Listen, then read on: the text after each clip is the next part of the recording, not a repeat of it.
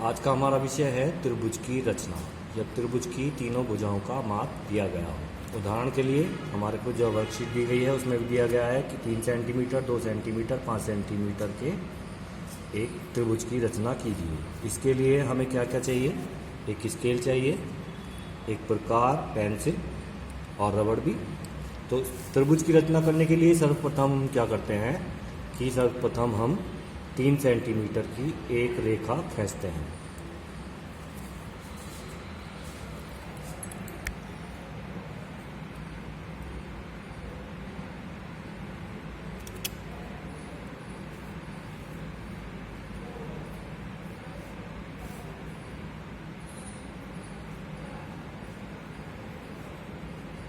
ये हमने 10 सेंटीमीटर की रेखा खींच ली।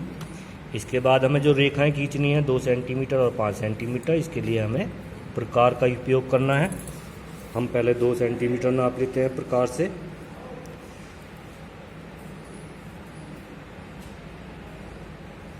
और यहाँ किसी भी बिंदु पर इसका नाम हमने रख लिया ए, इसका नाम रख लिया हमने बी। ए से 2 सेंटीमीटर का चाप लगाएंगे।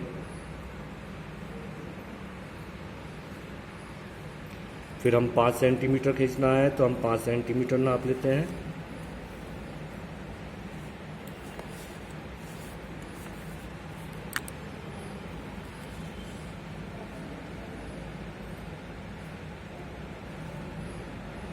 और 5 सेंटीमीटर का चाप कहाँ से लगाएंगे हम?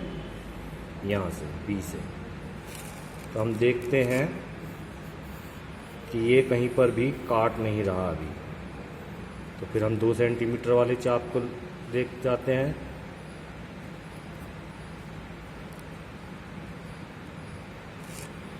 और जब हम इसको जाते हैं तो ये कहीं पर भी इस त्रिभुज जो दूसरा चाप हमने लगाया था उसको कहीं भी टच नहीं कर रहा। तो इसका मतलब क्या है कि त्रिभुज की रचना संभव नहीं है। अब हम इसको वैसे भी देखें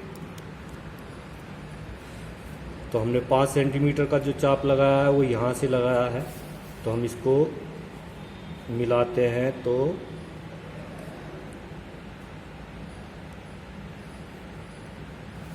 यहाँ से यहाँ तक ये 2 सेंटीमीटर है, यहाँ से लेकर के यहाँ तक ये 5 सेंटीमीटर है, और यहाँ से यहाँ तक ये 3 सेंटीमीटर है।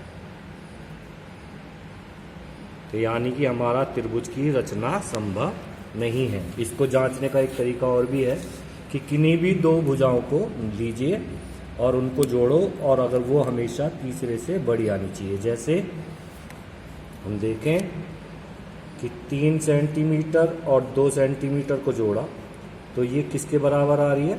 5 सेंटीमीटर। ये तीसरी भुजा, ये फर्स्ट भुजा है, ये सेकंड भुजा है, और ये थर्ड भुजा है।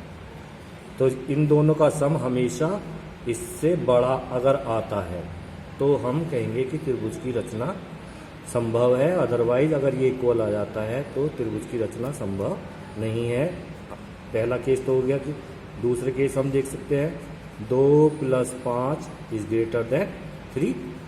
तीसरा केस हो सकता है 3 + 5 ग्रेटर देन 2। तो ये 2 तो बता रहे हैं कि हमारा त्रिभुज बन सकता है, लेकिन ये वाली जो कंडीशन है फर्स्ट, तो हम क्या लिखेंगे? त्रिभुज संभव नहीं है। हम बिना बनाए भी ये चेक कर सकते हैं कि त्रिभुज बनेगा या नहीं। ठीक है, हम एक और उदाहरण ले लेते हैं। मान लिया भुजा दी हैं 6, 7 और 5 सेंटीमीटर्स में। तो हम देखेंगे, पहले हम चेक कर लें, जांच।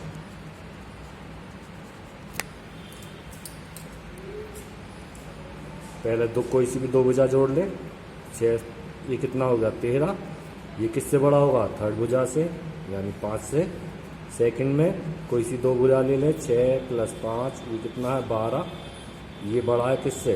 थर्ड भुजा से। थर्ड केस क्या हो जाएगा कि 5 + 7 बराबर